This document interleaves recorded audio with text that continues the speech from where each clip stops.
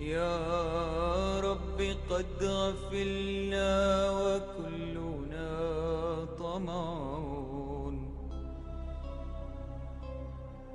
في عفو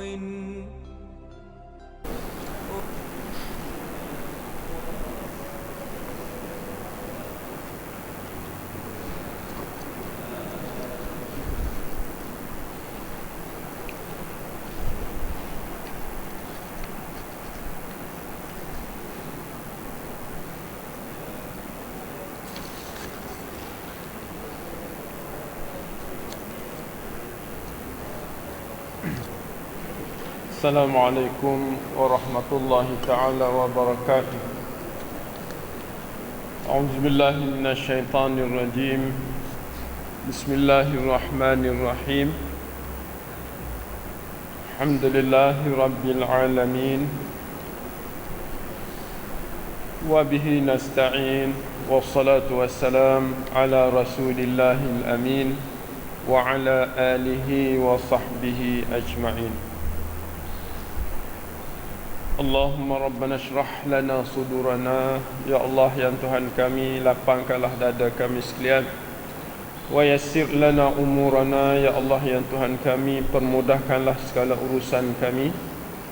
Waj'alna minal ladhina yastami'una al-qawla fayattabi'una ahsanah. Dan jadikanlah kami sekalian, ya Allah, orang-orang yang suka mendengar ayat-ayat Allah, fayattabi'una ahsanah, kemudian dia mengikuti apa-apa yang terbaik daripada pengajian ini. Allahumma ja'alna min ahli al-Quran. Ya Allah, yang Tuhan kami, jadikanlah kami sekalian ahli Al-Quran. Ahlullah wa khassatuh, iaitu ahli Allah dan orang khas Allah. Alhamdulillah, muslimin muslimat sekalian, pagi ini kita berada di rumah Allah Subhanahu wa taala, dan Rasulullah sallallahu alaihi wasallam, bila mana kita berada di rumah Allah begini, pertama sekali hendaklah kita berniat i'tikaf di rumah Allah Subhanahu wa taala, dan kita tidak akan berkata-kata di dalam rumah Allah kecuali perkara-perkara yang mengingatkan kita akan Allah Subhanahu wa taala dan kehidupan negeri akhirat. Dalam satu hadis Nabi sallallahu alaihi wasallam,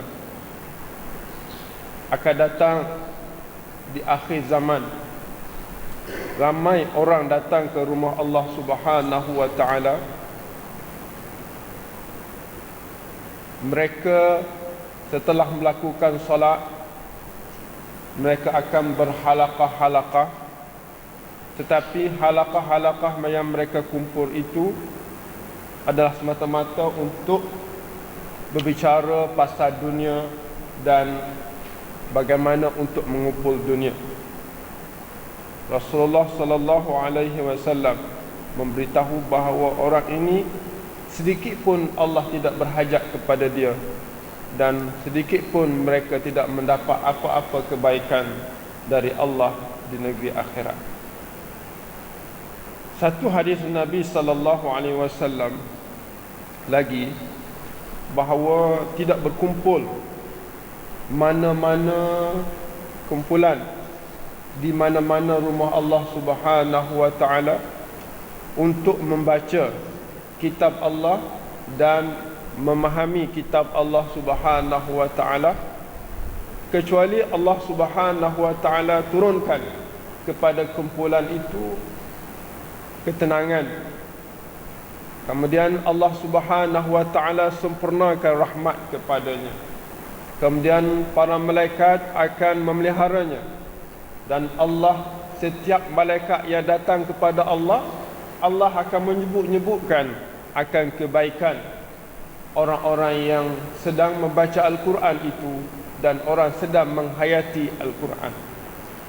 Oleh sebab itu, pada pagi yang mulia ini amat bertuah kita dikumpulkan oleh Allah Subhanahu wa taala, saya sebagai pembimbing, tuan-tuan sebagai pembincang, yang akan sama-sama kita melihat beberapa ayat Allah Subhanahu wa taala untuk kita sama-sama menghayatinya. Pada pagi yang mulia ini, muslimin muslimat sekalian, saya memilih surah daripada surah-surah Amma, iaitu nama surah ini At-Takwir. At-Takwir. Surah At-Takwir. Surah ini berada dalam juzuk Amma. Surah ini disebut oleh Syekh Ali Sabuni amat penting kepada kita, kerana surah ini memberi tanda-tanda kepada kita akan berlakunya hari yang tiada gunanya. Segala harta, segala kekayaan, segala kemewahan, dan segala yang dibangga-banggakan oleh manusia. Surah ini dinamakan Takwir, ataupun jarang kita dengar surah ni kan, Takwir. Kuwirat, idza syamsu kuwirat, idza syamsu kuwirat. Diambil daripada kuwirat ini, diterbitkan daripada perkataan kuwirat ini takwir. Idza syamsu, apabila matahari itu kuwirat, digulung. Matahari kita dah tengok dia digulung. Baik, maka daripada perkataan kuwirat ini dikeluarkan perkataan takwir.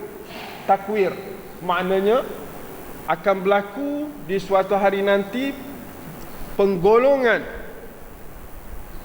benda yang kita duk tengok hari ni, matahari hari. Dalam sains, matahari ni lebih besar daripada bumi. Cuma kita duk bumi nampak macam bumi besar. Nah, sebenarnya matahari itu besar. Baik, dalam ayat ini, dalam surah ini, Allah Subhanahu wa taala nak ceritakan dua hakikat besar. Yang pertama sekali, hakikat berlakunya kiamat. Hakikat berlakunya kiamat. Qiyamah. Qiyamah ialah satu kehidupan semula setelah manusia dimatikan oleh Allah Subhanahu wa taala. Tetapi hakikat ini kita tidak dapat dilihat dan dirasai oleh kita kecuali apa yang disebut oleh Allah Subhanahu wa taala dalam Quran. Surah ini juga dia membawa satu ayat yang merunsingkan kita. 12 perkara akan berlaku kepada manusia. 12 perkara akan berlaku kepada manusia, dan selepas itu manusia akan ditayangkan segala yang ia lakukan di dunia sejak kecil sampai ia meninggal dunia. Macam kita slide, satu persatu kita akan diperlihatkan akan kerja-kerja kita dunia. Sekarang ni kita bolehlah simpan-simpan kan, sembunyi-sembunyi apa yang kita duk buat. Kalau orang tengok, kalau kita ada kabel, kita boleh simpan kan, ataupun orang tak tengok, kita sembunyikan. Tetapi kesemuanya ini di suatu hari nanti, kata Allah, alimat kullu nafsim ma ahdarat, akan setiap jiwa ini, manusia ini akan faham, akan tahu, akan nampak, akan mengerti apa jua yang ia telah bawa ataupun ia telah lakukan di dunia ini. Sebab itulah tuan-tuan muslimin muslimat sekalian, jangan kita rasa kalau kita boleh tipu orang, kita selamat. Jangan kita rasa bahawa kalau kita berjaya di dunia ini disebabkan kehebatan kita menipu contohnya, kita selamat. Tak, Allah adil. Allah adil. Allah boleh membawa kita ke hadapan Allah Subhanahu Wa Taala dan diadilinya. Baik, dalam surah ini Allah Subhanahu Wa Taala telah menggambarkan 12 perkara yang akan berlaku kepada manusia. Baik, kita tengok 12 perkara ini apa benda. Dan ini menakutkan kita semua, tuan-tuan. Dan perkara yang kedua, saya katakan tadi, dalam surah ini dia cerita dua hakikat besar. Pertama, tanda-tanda ataupun perkara yang akan berlaku kepada manusia sebanyak 12. Yang kedua, Allah Subhanahu Wa Taala nak cerita kepada kita bahawa Al-Quran yang kita miliki ini adalah satu-satunya cara nak selamat. Cara nak selamat di dunia. Soalannya muslimin-muslimat sekalian, yang kita duduk fikir sekarang ni ialah Quran yang kita duduk baca ni, berapa ramai di kalangan kita yang boleh faham? Kan, yang boleh faham. Kalau bolehlah kita sama-sama fikir bagaimana kita nak reti apa yang Allah Subhanahu Wa Taala duk cerita dalam Quran ini. Nah, kita tidak rasa bangga kalau kita hebat membaca, sebab membaca itu adalah satu tuntutan sahaja. Di sana ada dua lagi tuntutan yang semestinya kita lakukan terhadap Al-Quran, iaitu memahami segala perintah Allah, larangan Allah melalui Al-Quran. Yang kedua, mengamalkan segala tuntutan Al-Quran.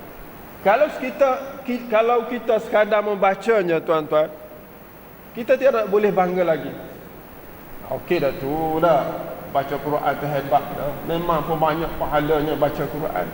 Tetapi adakah Al-Quran diturunkan untuk membaca ataupun untuk menjadikan manusia ini mempunyai penyelesaian dalam hidup dia, dalam segala isu dan masalah? Nah, itu kita kena fahami. Selagi mana manusia ini menjadikan Al-Quran sebagai alat untuk membesar-besarkan Islam, selagi itulah manusia tidak akan sempurna. Hanya sekadar nak tunjuk syiar, contohnya bertanding membaca, tak guna. Dia mesti difahami dan diamali. Kata Nabi sallallahu alaihi wasallam, taraktu fikum amrain, aku tinggalkan kepada kamu dua khija. Amrain, dua perintah, dua khija, dua perkara. In tamassaktum bihima, kalau kamu berpegang teguh kepada dua perkara ini, lan tadillu abada, selama-lamanya kamu tidak akan sesat. Kitab Allah wa sunnati, iaitu kitab Allah dan sunnahku. Dalam hadis ini Nabi sallallahu alaihi wasallam menggunakan tamassaktum. Kita bergantung harap.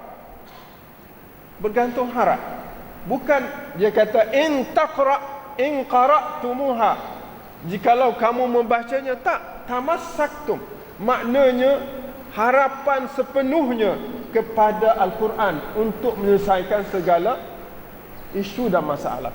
Jangan tunggu sampai berlaku perkara ini baru kita nak cari Quran, nak beramal dengan Quran. Apakah perkara-perkara yang disebut dalam surah Takwir ini yang menjadi benteng ataupun yang akan menyekat pahala manusia? Baik, kita baca sama-sama. Baca sama-sama. Tuan-tuan tak ada Quran, saya je ada Quran. Nah, Semua dah hafal ni kan surah Takwir ni. Nah. A'udzu billahi minasy syaithanir rajim. Bismillahirrahmanirrahim. Idza asy-syamsu kuwirat wa idza an-nujumu kadarat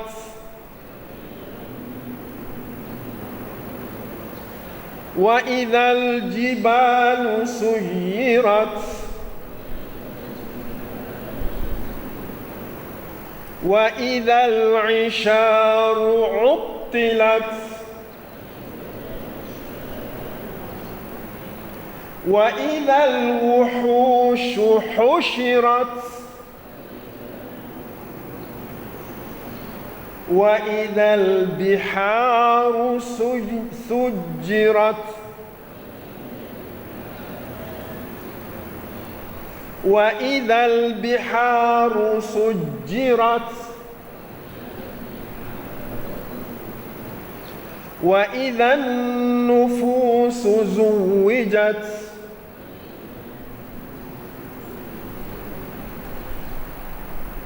وَإِذَا الْمَوْءُودَةُ سُئِلَتْ. Tak kuat tu. بِأَيِّ ذَنبٍ قُتِلَتْ وَإِذَا الصُّحُفُ نُشِرَتْ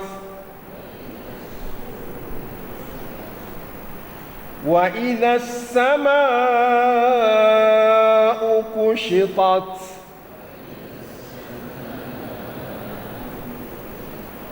وَإِذَا الْجَحِيمُ سُعِّرَتْ وَإِذَا الْجَنَّةُ أُزْلِفَتْ عَلِمَتْ نَفْسٌ مَّا أَحْضَرَتْ.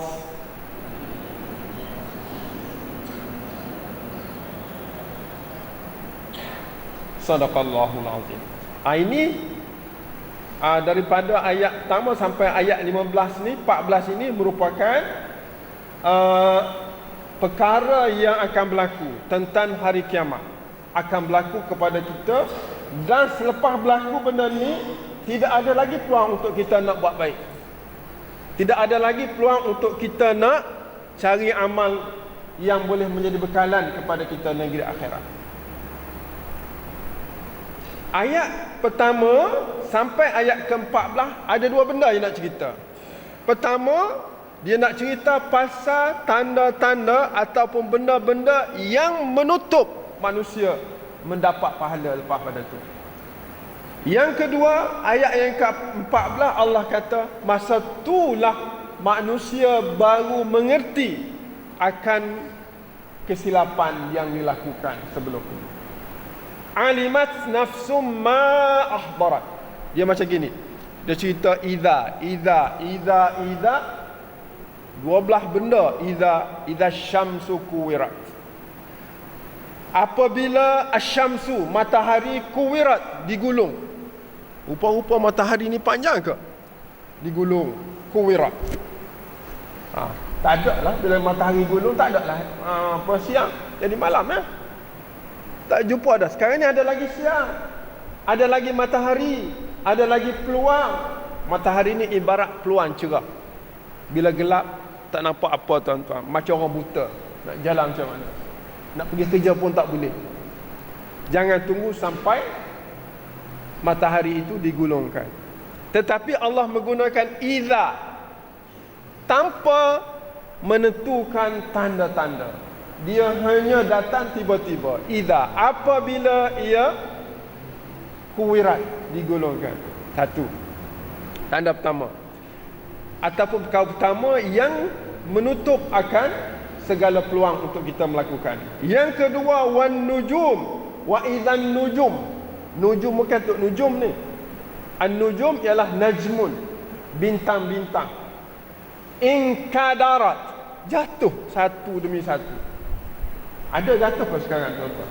Tak ada lagi. Mana boleh buat kerja lagi. Satu ketika bintang-bintang ini inkadarat, gugur, jatuh ke bumi satu demi satu. Nak pergi kutip bintang, sama mana tak tahu. Nah, Allahu Akbar. Lepas tu kalau bintang jatuh, matahari digulung, harta kita banyak tu nak tak mana? Nak bagi masjid rahimah. Masjid pun tak boleh terima dah. Tak, sekarang ni kena bagi banyak masjid. Tengok habis banyak benda-benda ni. Banyak duit ni guna ni. Nah, tak kata korang kita sama je lah. Saya pun tuan-tuan sama je lah. Tak, kita manfaatkan apa yang kita ada untuk Allah Subhanahu Wa Taala. Jangan duk sayang duit. Nah, nombor satu duit ni, kalau kita ada anak, habis untuk didik anak tak apa. Anak ni jangan tinggal harta, tapi tinggal ilmu. Kalau kita tinggal harta banyak-banyak, tak ada ilmu pada anak-anak kita, menganggapkan bahawa harta yang kita miliki itu boleh menyelamatkan anak, tak betul sebenarnya. Anak tu kapal-kapal biasa, walaupun harta banyak. Dia nak buat macam mana dengan harta ni? Kadang-kadang dia jual, kadang-kadang dia buat ikut-ikut rasa dia. Tetapi kalau kita tinggalkan dia, kurbankan segala wang ringgit kita untuk didik anak kita jadi baik, cucu kita jadi baik, jadi berilmu, kenal Allah, kenal Rasul, kenal hari akhirat, insya-Allah dia boleh cari dunia dengan mudah. Ini saya terasa sangat tuan-tuan. Saya terasa sangat bahawa dunia ini kalau tak ada ilmu tidak akan selamat ahlinya. Kan? Saya kalau nak cerita saya pun malu sangat. Tapi nak cerita bahawa keluarga saya tidak meninggalkan sedikit pun kekayaan. Semua tak ada.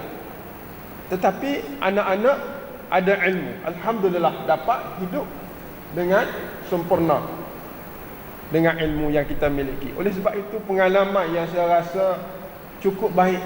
Maknanya biarlah kita habis banyak pun kurban, tak ada, boleh cukup makan je kita. Tapi anak-anak tu berilmuan. InsyaAllah kita akan selamat tuan-tuan. Tak rugi. Kita mati boleh pejam mata. Anak sentiasa mendoakan kepada kita. Kan? Itu. Kita takut benda-benda pertama, matahari bila berlaku macam ni tak ada ruang lagi. Kita nak didik anak pun tak jadi barang dah. Yang ketiga ialah wa idzal jibalu suyirat. Nah, apabila jibal, gunung-gunung, bukit bukau suyirat, digerakkan. Sayyarah ni kereta. Kereta ni tak ada orang beli kereta nak simpan. Mesti kereta kena gerak kan. Bukit yang kita tengok, bukit Batu Kes tu, dia marah sangat orang ni pada Allah SWT. Tapi nak macam mana?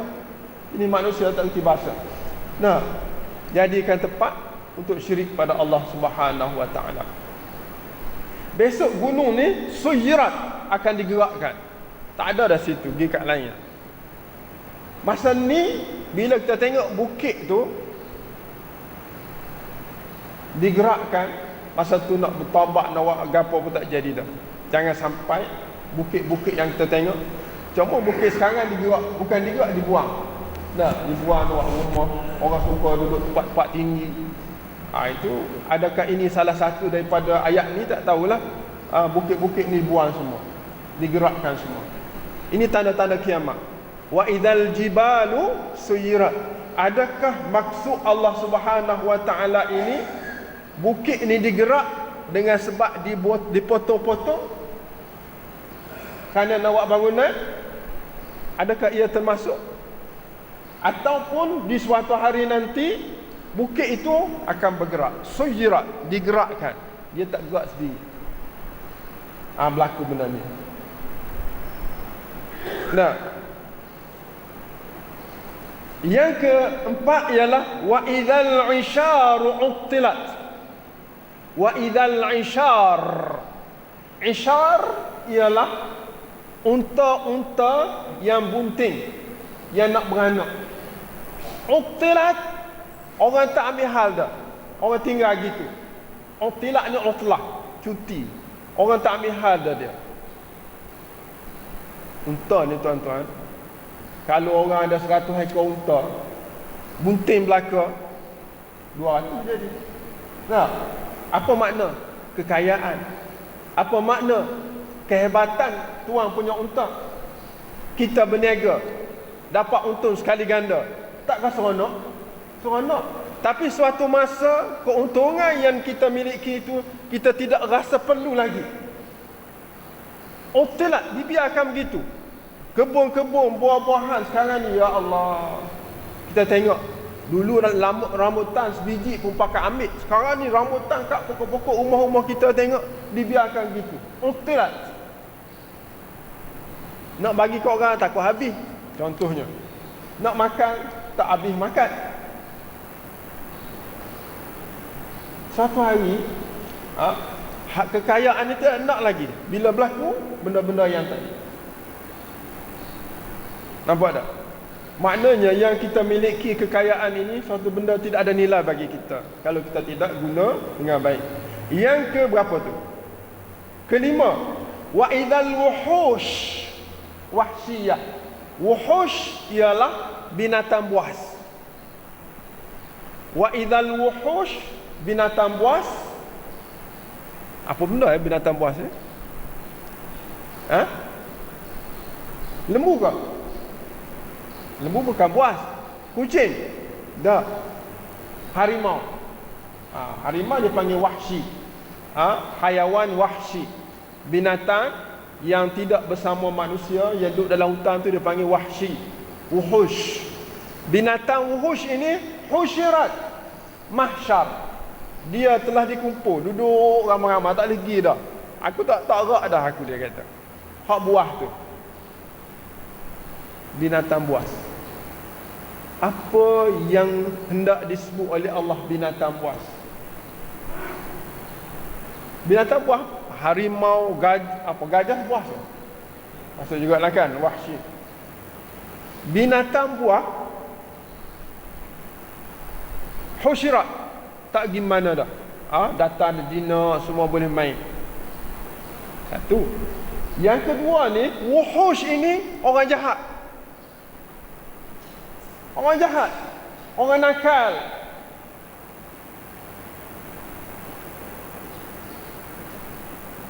Kita kata binatang kau.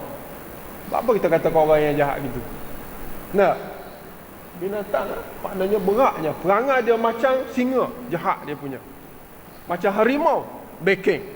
Nah, tapi suatu ketika singa harimau ini akan tidak ada lagi kehebatan dia, sama dengan manusia yang hebat hari ini digelar sebagai wuhush, macam binatang buah manusia-manusia yang jahat, yang rakus ini tidak akan lagi rakus, tunduk.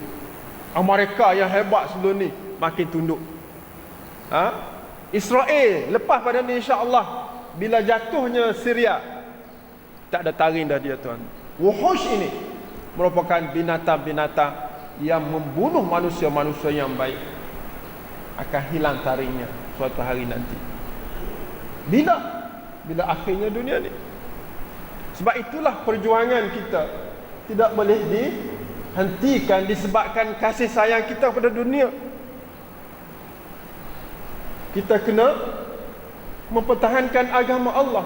Sebab Syekh Fathiyakan menyatakan dalam buku Apa Erti Saya Memeluk Islam, dia kata setiap Muslim mestilah menjadi akidah dia bahawa masa depan dunia ini akan dimiliki oleh Islam. Masa depan dunia ini akan dimiliki oleh Islam. Sesiapa di antara kita yang tidak yakin akan Islam dapat ditegakkan di suatu masa nanti, dia tidak cukup pegangan akidah dia. Itu kata pandangan dan memang pun dalam Quran jelas sekali tuan-tuan, bahawa dunia ini akan berakhir dengan Islam.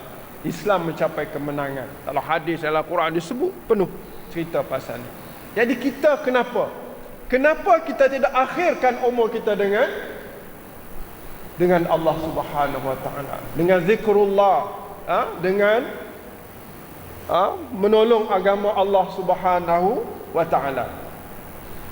Maknanya wuhush ini, wa idzal wuhush wuhushirat ini, kalau kita tengok dalam tafsir, dia dalam Quran ni dia makna dhimni, dia panggil makna dhimni, makna di sebalik tu, dan makna yang zahir. Makna zahir, wa idzal wuhush, binatang, ialah binatang buas itu ialah gajah, harimau, singa dan seumpamanya. Anjing liar akan tidak liar lagi. Kita faham begitulah. Satu, kita boleh faham bahawa bila benda ni tak berfungsi, luar biasalah berlaku kepada kita. Takkan harimau lagi mari menyerah, mari masjid. Harimau mari masjid. Nah, kita kata, harimau mari masjid. Tak. Maksudnya orang dulu ni macam singa jahat, hari ni jadi baik. Dulu penyanyi tutup aurat, tak tutup aurat, telanjang. Sekarang ni penyanyi-penyanyi dah jadi jinak dah. Nah, ramai dah penyanyi-penyanyi dah jadi jinak dah. Mari rumah Allah, berjuang di jalan Allah. Dulu siapa yang menjinakkan orang-orang yang liar ini? Antaranya Ustaz Azhar Idrus. Nah, dia jinak orang yang liar. Ini antara perkara yang mungkin berlaku di akhir zaman. Kalau kita rasakan wuhush ini, orang-orang yang hidup lepak, orang hidup buas ini telah kembali ke masjid, maknanya ini salah satu tanda kiamat. Ini salah satu tanda kiamat, bahawa orang-orang yang nakal, seperti mana binatang-binatang yang nakal, yang buas itu akan dikumpul, orang-orang yang nakal ini telah pun kembali kepada Allah Subhanahu wa taala. Adakah kita menganggap itu satu perjuangan kita, ataupun itu satu tanda akan berlakunya kiamat dekat? Nah, sekarang ni orang yang pelik-pelik dah masuk Islam. Bukan masuk Islam satu. Di negara barat, agama yang paling popular dikendaki oleh orang ramai ialah agama Islam. Yang puas-puas kembali kepada kebenaran. Orang di Malaysia sendiri, penyanyi-penyanyi ikut dah ulama-ulama. Dulu memang dia pakaian masya-Allah dah. Kita nak tengok pun sakit mata. Tapi tengok juga. Nah, sakit mata pun tengok sebab tak tengok. Macam kita makan teh tarik lah, minum teh tarik lah. Walaupun kita tahu bahawa teh tarik tu boleh membawa kepada kecil manis, tetapi kerana dia sedap, makan juga. Minum juga kan. Durian, kolesterol banyak, minum, makan juga. Kita tahu benda tu bahaya kan. Baik, muslimin muslimat yang dirahmati Allah, itu yang ke 1, 2, 3, 4, 5. Yang ke-6, wa idzal bihar. Bihar ialah bahrun, lautan. Apa berlaku pada laut? Sujirat. Ada setengah ayat lain dia fujirat, tafjir. Sujirat, tasjir. Laut-laut ni dia akan jadi limpah, melimpah ruah. Nah, ini tak berlaku lagi lah. Air sungai melimpah, banjir dah. Nah, Jakarta sekarang ni tuan-tuan, tak pernah bunyi Jakarta naik air. Sekarang ni sujirat. Okey lagi lah tempat-tempat kecil. Jakarta dulu di tsunami di Aceh, pernah berlaku di Kelantan, di Bacok, naik air habis rumah. Bukankah itu tanda-tanda sujirat, langit apa ni, al-bihar, laut dah melimpah? Itu kecil je, bukan tempat saya. Mana Kuala Lumpur nak sampai, jauh Kuala Lumpur ni. Lumpur tuan-tuan, Lumpur, Kuala Lumpur, dah sampai ke Kuala Lumpur ke habis lah tuan-tuan. Takkan nak tunggu sampai banjir Kuala Lumpur baru nak insaf, baru nak ajak orang yang tak semayang mari masjid. Bila sebut gitu saya nak sebut juga tuan-tuan, dalam Fathiyakan, dalam apa erti saya memeluk Islam, ada menyebut bahawa kita yang duduk ramai-ramai ini ni nak, seronok dah nak, kita boleh mari masjid, boleh beribadah, tapi dua benda lagi depan kita ni saya cukup takut tuan-tuan. Pertama, anak cucu kita mari tak bersama kita hari ni. Seorang yang kecil ni je mari, hak lain takkan tak ada anak, tak ada cucu. Nabi SAW menyebut sangat-sangat, alimu auladakum bis salah wa hum abna sab'a sini. Ajarlah anak-anak kamu dengan semayang semasa umur dia 7 tahun. Kenapa tak ajar dia bawa ke sini? Ustaz tak bawa? Saya tak ada dah. Kalau ada saya bawa, tapi tak ada. Kerana dua je Tuhan bagi. Besar jadi orang tua belakang. Saya rasa muda lagi, tapi anak-anak tua dah nampak. Itu perangai manusia, tak pernah rasa tua. Nah, jadi di mana anak cucu kita yang lelaki khususnya? Nabi kata alimu auladakum, ajarlah. Ajar maknanya terbawa latih dia mari masjid. 7 tahun bawa mari masjid. Wadribuhum wahum abna'u asyra sinin. Dan pukullah mereka, dan mereka itu anak-anak 10 tahun. Paksa. Satu masalah yang kita kena fikir sama-sama. Bagaimana nak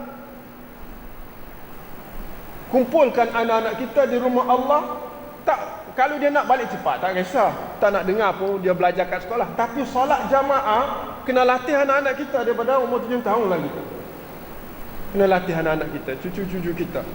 Kalau dia tak mari, kalau umur 10 tahun, kena paksa dia. Kena paksa dia mari. Kalau kita tak paksa dia, takut-takut kita berdosa. Membiarkan dia berada di katil-katil, di depan-depan televisyen, di mana-mana saja.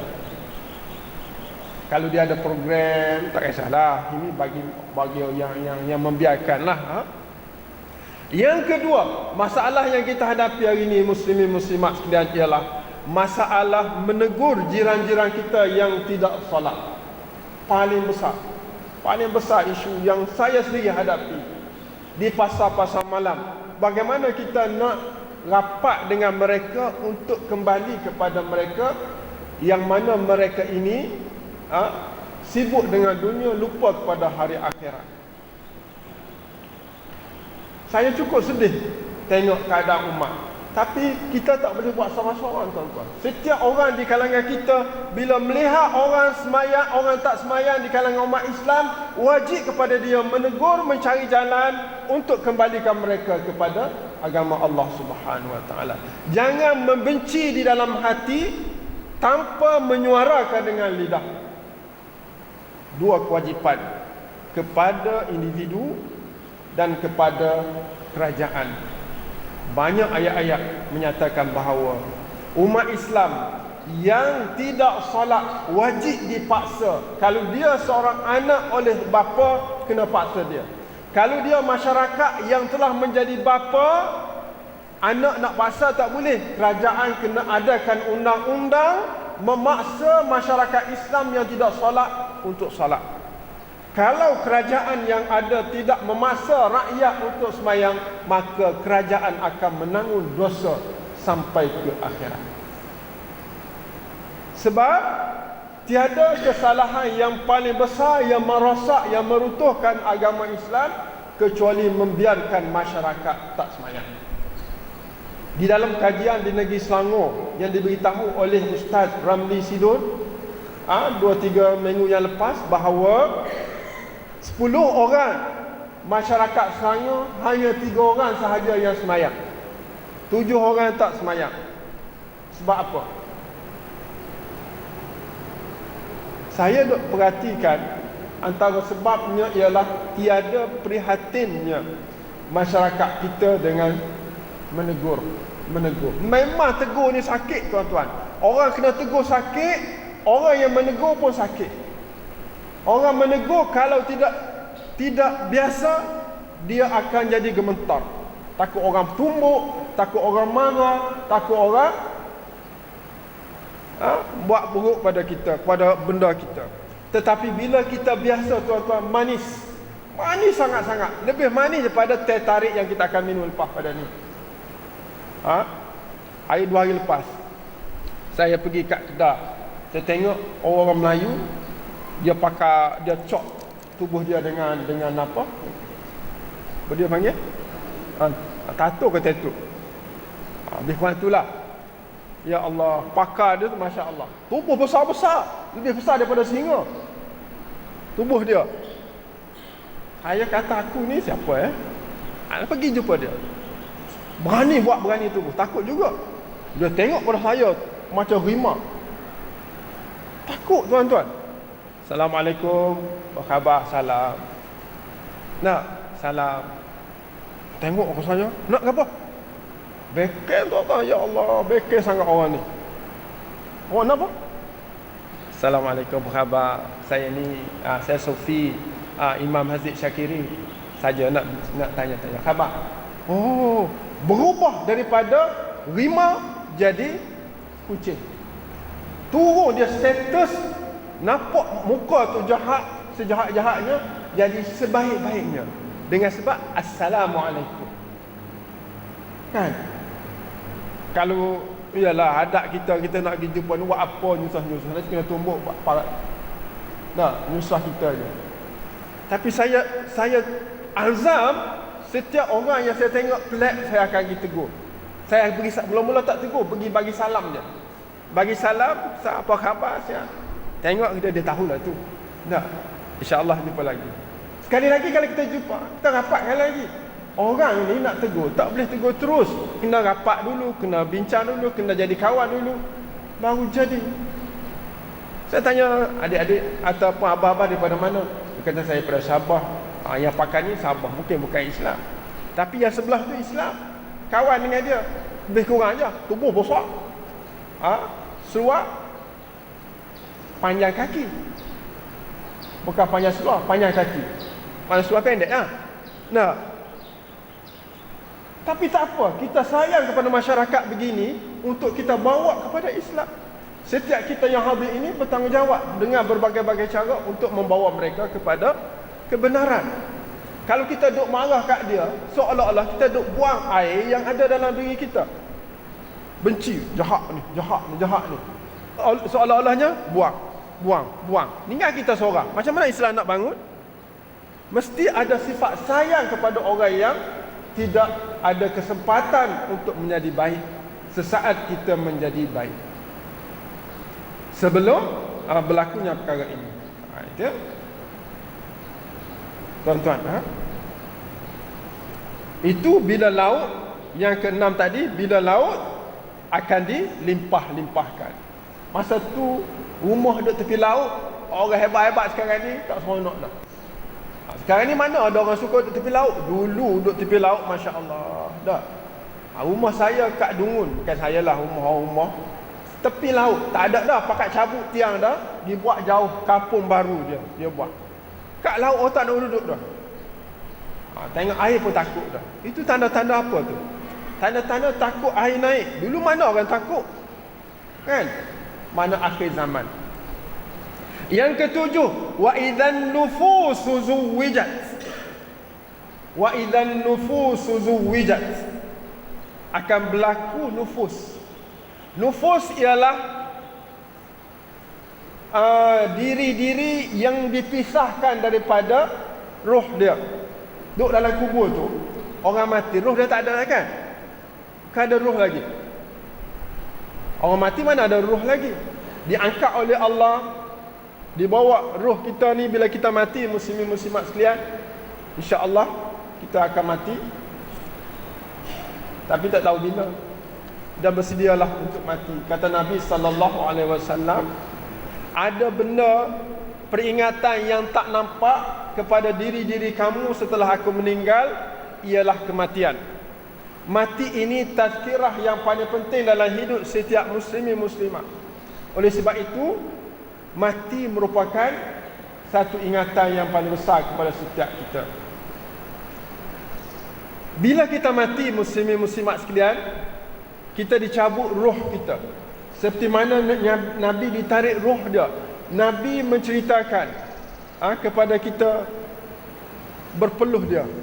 Berpeluh. Semasa malaikat Israel menarik, mencabut roh dia. Sikit. Nampak berpeluh. Sakit sangat. Sehingga dalam ucapan dia kata, "Ya Allah, janganlah engkau jadikan sakit ini kena pada umat aku. Biarlah aku seorang menanggung sakit deritanya mati ini, ya Allah. Jangan engkau tanggungkan umatku perasaan sakit bila dicabut nyawa ketika nak mati tu, sakit." Tapi tak ada seorang pun yang telah pergi dia kata sakit, kan? Tak jumpa orang kata aku sakit mati. Sebab dia mati tu nak ceritakan. Tapi Nabi telah sebagai mukjizat cerita kepada para sahabat yang sedang menunggu saat dicabut nyawa Rasulullah sallallahu alaihi wasallam. "Wahai Israel, janganlah kau cabut umatku dengan begini sakit. Biarlah aku seorang yang menanggung penderitaan kesakitannya." Nak cerita tuan-tuan, di saat dicabut nyawa Allah Subhanahu wa ta'ala. Kemudian di suatu hari akan berlaku nyawa yang dengan roh yang dipisah ni diangkat ke langit dan dipisahkan buat sementara waktu, akan dizuwijat, akan dicantum balik sebelum diangkat ataupun dibangkit pada hari kiamat manusia-manusia ini. Dicantum, zuwijat, dikawin balik roh dengan jasad di negeri di suatu hari nanti. Masa ni ialah kita hak tidak cabut nyawa lagi pun tak guna dah. Tak ada peluang dah. Kemudian mana ni?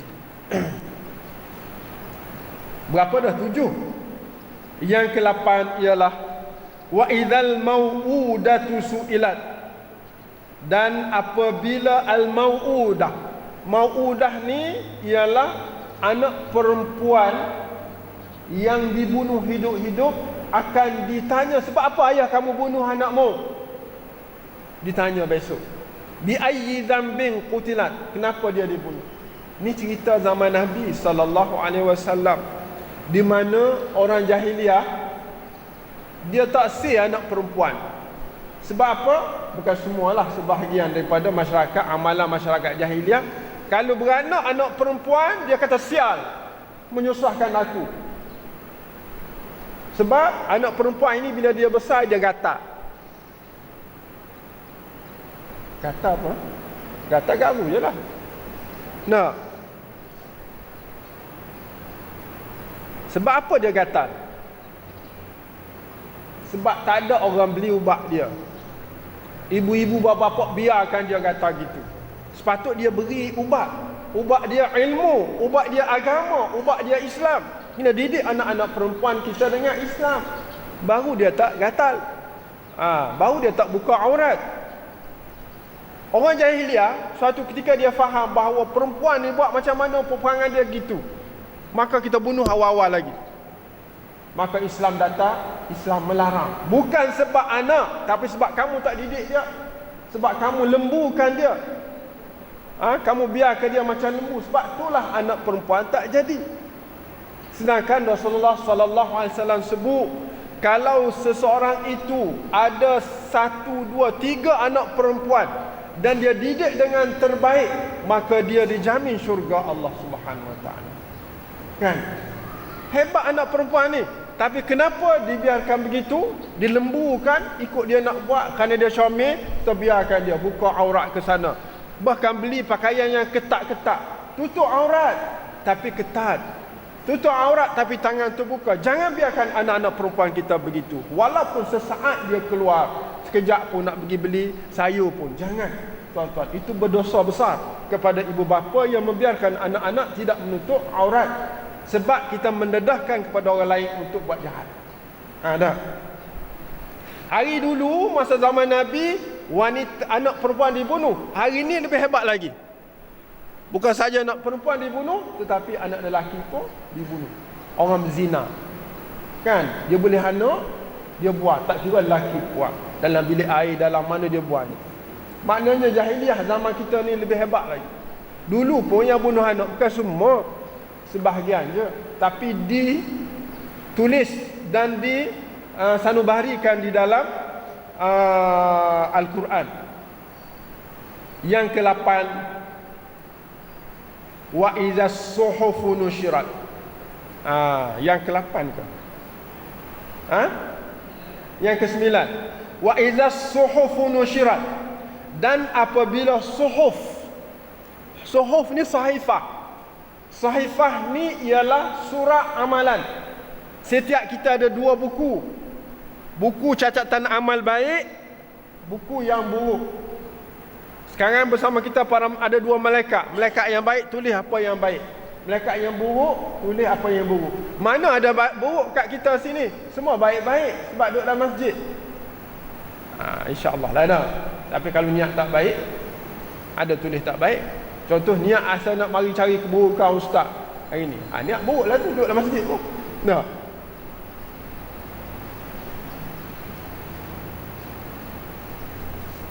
Apabila as-suhuf, catatan amal kita, nusyirat, dislide-kan. Nusyirat, disebar. Sebar maknanya kalau kita duduk sini, kita slide dia. Semua tahu. Itu nusyirat. Diberitahu semua. Makna amalan kita suatu ketika buruk ke baik akan dinusyiratkan, akan dibentang di hadapan Allah Subhanahu Wa Taala. Tak ada rahsia. Tapi kalau kita nak rahsia sekarang ni lah tuan-tuan. Kalau kita nak rahsiakan amal-amal kita yang buruk-buruk tu, tak nak Allah bentang besok, bertaubatlah banyak-banyak saya dan tuan-tuan dan minta istighfar kepada Allah. Insya-Allah segala keburukan akan dihapuskan dan akan dibongkar besok dengan segala kebaikan sahaja. Yang ke-10, wa idzas samaa'u kushitat. Apabila langit as-sama'. Sama' ni dia tak kata samawat, as-sama' ada dekat ni. Sama' ada dekat langit pertama ni kushitat, akan buka tabir dia. Baru nampak di sebalik langit itu ada apa. Sekarang ni kita nampak langit je. Macam kita buka kepala bumbung ni, nampak langit kan. Buka langit tu nampak apa? Tak tahu, tak pernah tengok. Akan berlaku kushitat langit itu. Yang ke 11, ni berat sekali ni. Wa idzal jahim. Jahim, neraka jahim. Neraka jahim ini salah satu daripada neraka Jahannam. Neraka Jahannam ialah satu negeri yang di dalamnya ada berbagai-bagai jenis neraka. Orang yang masuk neraka jahim ialah neraka yang jenis api yang menyala-nyala. Ada jenis yang menggelegak macam air panas. Berbagai-bagai nama neraka. Ini neraka jahim su'irat. Tengok, bunyi pun takut dah. Su'irat. Sebut pun takut. Dinyalakan dengan ubur api yang begitu tinggi. Sekarang ni orang main bola kan, orang yang tak tahu jenis apa tu, yang api. Api gitu lah. Lebih lagi lah kan, gitu tak nampak, tak boleh bayang. Yang akhir sekali ialah wa idal jannatu uzlifat. Dan apabila syurga itu diperlihatkan, didekatkan oleh mata kita, nampak syurga. Orang nak mati pun nampak syurga, nampak neraka. Masa 12 ni berlaku, kata Allah, alimat nafsum ma ahdarat. Inilah jawapannya hari ini. Masa tu baru kita sedar ruginya kita tak buat baik. Masa tu kita sedar banyaklah kejahatan yang kita lakukan. Masa tu kita sedar kalau peluang yang diberi oleh Allah kepada aku dulu aku gunakan sebaik-baiknya, betapa untungnya aku. Allahu Akbar. Seronok kita dengan Quran kan? Ada Quran ni bertuah kita. Faham Quran ni bertuah kita. Beramal dengan Quran ini amat-amat menguntungkan kita tuan-tuan. Marilah sama-sama kita berkorban diri kita untuk cari ruang sekali seminggu paling tidak belajar tafsir, memahami. Kalau tidak tiap-tiap hari.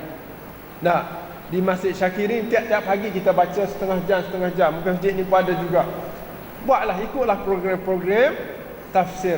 Sebab dia mendidik jiwa kita, menjadikan kita orang yang berubah disebabkan kita faham kitab Allah, wahyu Allah, kalam Allah yang datang daripada Tuhan yang menciptakan kita. Amin ya rabbal alamin. Mudah-mudahan itu cerita yang kita dapat. Ayat-ayat berikutnya seperti mana yang saya sebut tadi, ia melibatkan kepentingan Al-Quran ini. Ayat yang ke-16 sampai akhir itu dia cerita akan jangan sampai habis peluang baru nak cari. Nyawa ke halkum baru nak fikir. Walaili idza as'as.